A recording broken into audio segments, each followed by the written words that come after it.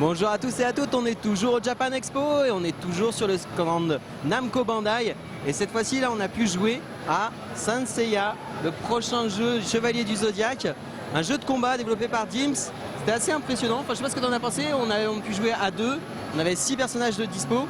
Ouais, franchement, ouais, je trouve que ça en jetait pas mal, vraiment. Il y a la bonne action, de la bonne baston. Donc en fait, ça se passe dans un environnement entièrement 3D. Donc c'est-à-dire que on peut vraiment évoluer en profondeur dans les environnements. Donc alors après, effectivement, de temps en temps, on avait un petit peu l'impression, on avait du mal un petit peu à jauger la distance qu'il y avait entre les deux joueurs. Mais graphiquement, en tout cas, je trouve que c'est plutôt joli, ça envoie. Il y a de beaux effets graphiques. Voilà, on peut préciser. Donc nous, on avait 6 joueurs à disposition. Oui.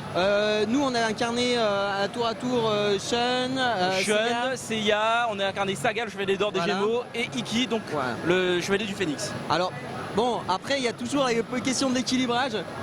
Avec Shun, notamment, avec ses fameuses chaînes qui pouvaient toucher de super loin, il va falloir après voir si effectivement il y a moyen de le contrer facilement. Exactement. Parce qu'il roxait quand même assez facilement. Ouais, c'était très difficile pour moi, mais après, effectivement, donc globalement, ce qu'on a pu voir, c'est qu'on a accès quand même à une palette de coups relativement, en tout cas, les coups des chevaliers. Donc on a la possibilité de charger son cosmos. Du coup la jauge d'énergie se remplit et une fois qu'elle est remplie, on peut utiliser une super attaque. Voilà. Donc en l'occurrence par exemple pour Seiya ça va être les météores de Pégase forcément. Évidemment.